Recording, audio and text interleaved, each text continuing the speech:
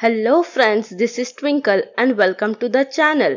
आज के इस वीडियो में हम लोग जानेंगे कैरेज इनवर्ड्स के बारे में, carriage outward, miscellaneous incomes, miscellaneous expenses and life stock के बारे में, और जानेंगे कि कैसे जर्नल एंट्रीज पास होता है इन सब का।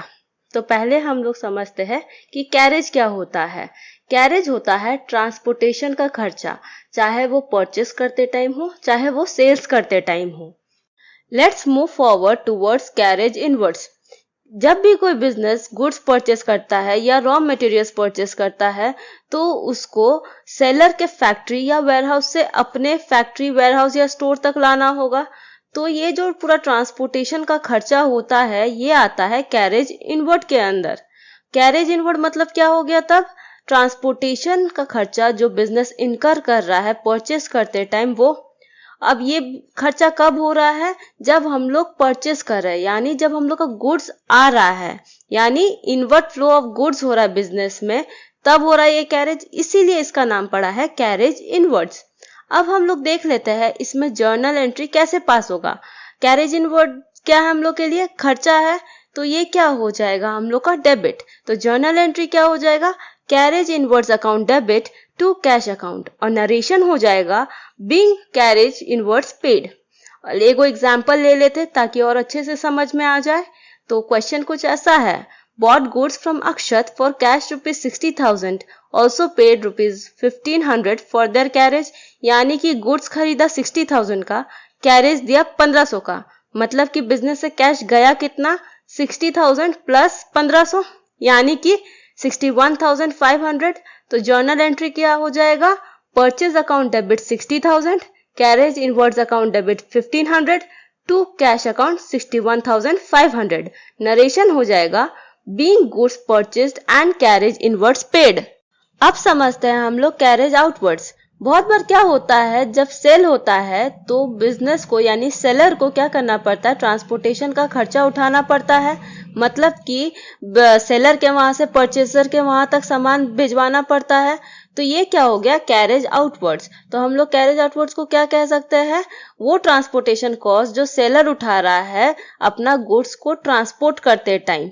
ठीक है। और क्योंकि ये सेल के टाइम हो रहा है, यानी जब हम लोग का बिजनेस से गुड्स आउटफ्लो हो रहा है, बाहर जा रहा है, तब हो रहा है ये कैरेज। इसीलिए इसको हम लोग कैरेज आउटवर्ड्स कहते हैं।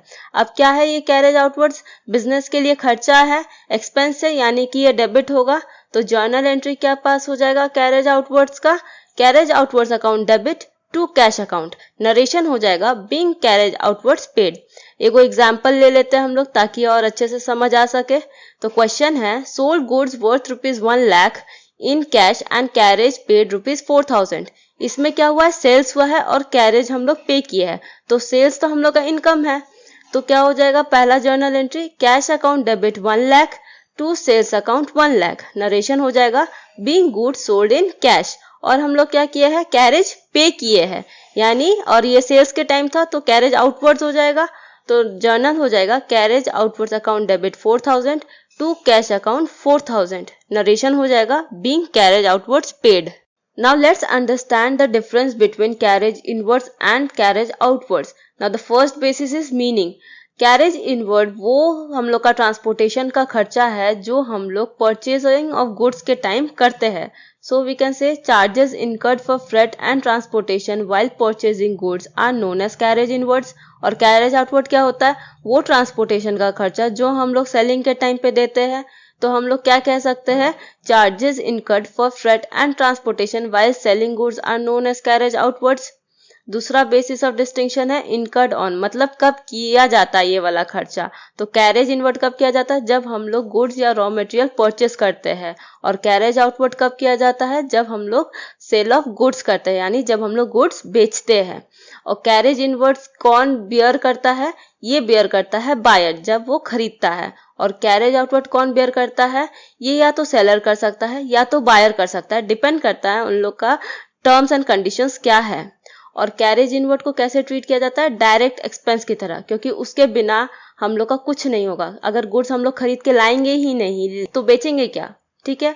तो ये हम लोग का हो जाता है डायरेक्ट एक्सपेंस। और कैरेज आउटवर्ड क्या होता है? हम लोग का इनडायरेक्ट एक्सपेंस। अब हम लोग समझते हैं मिसलेनियस इनकम्स के बारे में। सपोज किसी का इलेक्ट्रॉनिक्स का दुकान है, यानी वो रेफ्रिजरेटर, टेलीविजन ये सब में डील करता है।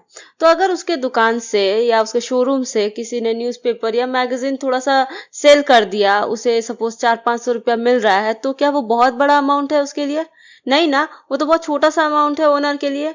तो ये सब क्या है? मिसलेनियस इनकम, जो छोटा मोटा इनकम से अर्न हो जाता है, जो कि मटेरियल इन नेचर नहीं है, मतलब कि ज्यादा इफेक्ट नहीं पड़ता इससे। तो ये क्या हो गया? Miscellaneous incomes. मिसलेनियस इनकम्स का जर्नल एंट्री क्या हो जाएगा? Cash account debit to miscellaneous incomes account, और नरेशन में हो जाएगा बीइंग मिसलेनियस इनकम्स रिसीव्ड। एक क्वेश्चन देख लेते हैं ताकि अच्छे से समझ आ सके। तो क्वेश्चन है, received ₹500 from sale of old newspaper and magazine. तो इसका जर्नल एंट्री क्या हो जाएगा? Cash account debit 500 to miscellaneous income account 500, और नरेशन में हो जाएगा being amount received from sales of old newspapers and magazines. अब समझते हैं हम लोग मिसलेनियस एक्सपेंस के बारे में। बिजनेस में क्या है, बहुत सारा छोटा मोटा खर्चा होते रहता है, जैसे कि रिफ्रेशमेंट हो गया, यानी कि कोई कस्टमर आया उसको कुछ खिला पिला दिए, देन पोस्टेज, कन्वेंस, ये सब होते रहता है। तो ये सब एक्सपेंसेस है इमटेरियल इन नेचर, यानी कि ज्यादा कोई फर्क नहीं पड़ता ये सब से। हर एक चीज के लिए छोटा छोटा अकाउंट्स हम लोग नहीं खोल के रख सकते हैं। तो इसको क्या कहते हैं? Miscellaneous expense. इसका जर्नल एंट्री क्या हो जाएगा? Miscellaneous expense account debit to cash account, और नरेशन हो जाएगा बीइंग मिसलेनियस एक्सपेंसेस पेड। एक एग्जांपल देख लेते हैं ताकि अच्छे से समझ आ सके। क्वेश्चन है, spend ₹300 for refreshment of a customer. तो ये हम लोग का छोटा सा खर्चा हुआ है बिजनेस में। तो क्या हो जाएगा? Miscellaneous expenses account debit 300 to cash account 300, और नरेशन हो जाएगा being amount spend for refreshment of a customer. अब समझते हैं हम लोग आज का लास्ट टॉपिक, वो है लाइफ स्टॉक। तो लाइफ स्टॉक किसे कहते हैं? जो भी डोमेस्टिक एनिमल्स हो गया, जैसे कैटल, हॉर्सेस, वो अगर बिजनेस के पर्पस से खरीद रहे हैं तो उसे लाइफ स्टॉक कहते हैं। अगर अपने खुद के पर्सनल यूज के लिए खरीद रहे तब वो बिजनेस में नहीं आएगा, बिजनेस में नहीं शो करेंगे। लेकिन अगर बिजनेस पर्पस के लिए खरीद रहे हैं हम लोग कोई डोमेस्टिक एनिमल, तो वो बिजनेस में शो करेंगे लाइफ स्टॉक बोल के। तो इसका जर्नल एंट्री क्या हो जाएगा? Life stock account debit to cash account, और नरेशन हो जाएगा बीइंग लाइफ स्टॉक परचेज। तो एक क्वेश्चन देख लेते हैं हम लोग ताकि और अच्छे से समझ आ सके। क्वेश्चन है, purchased a horse for business for ₹1,50,000 and payment made by cheque. तो हम लोग का क्या है? हॉर्स लाइफ स्टॉक में आ जाएगा। तो इसका जर्नल एंट्री हो जाएगा life stock account debit 1,50,000 to bank account 1,50,000, और नरेशन हो जाएगा being horse purchased for business. I hope आज का वीडियो आप लोगों को समझ में आया होगा। अब हम लोग मिलते हैं नेक्स्ट वीडियो में, तब तक के लिए थैंक यू।